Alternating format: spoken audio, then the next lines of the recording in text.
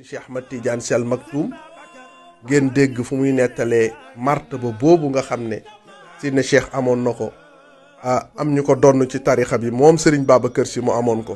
ngeen déglu ko bu ko defee ma ñëw mottali fi nu yam incha allah. Serigne Babacar Sy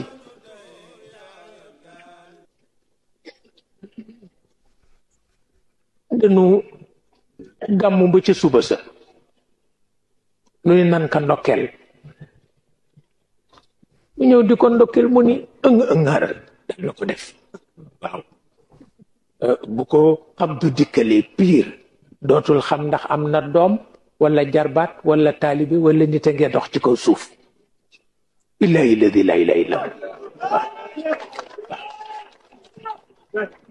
xamatul kenn nun ñi dootul xam sunu tur kenn la dootul xam yaa ngi noyyi wala noyyiwulo lu di ko ndokkeel ca gàmmu ga Sëriñ Abdou ngi toog nii Sëriñ Muniroo ngi toog nii Sëriñ Saliwoo ngi toog nii Amadou Lo ngi toog nii ndax ñoom xamuñu doomu deret ak budul bu deret ñoo jur ñépp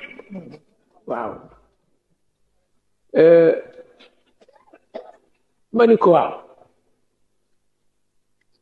al martabatul fardiya ci tariqa cheikh ñana ko amoon ku ni ma ñett laa ca xam waaw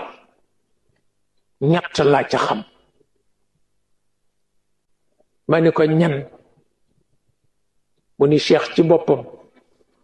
cheikh El Hadj Omar ci boppam ak seen maam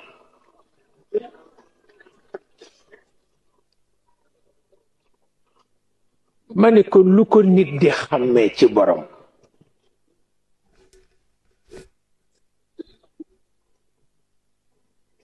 mu ni soo demee bu ku la gis di la bëgg for won na te doo ko propagande doo ko bind doo ko nuyu doo ko gane tabaarakallahu dégg ngeen sëñ Babacar kenn xamul lan la waaw moom yàllaa ko maye rek loo xam ne kenn xamul lan moo tax yàlla may ko cërëm la nag yàlla mooy seet lu ko neex rek mu defal ko nit. gis ngeen martaba boobu Serigne Cheikh wax mu doon nettali ñu ko am ci tariqa bi ci nga yégee ne moom sëñ Babacar Sy ci ñu doon martaba boobu ca la bokk moom Cheikh Al Khalifa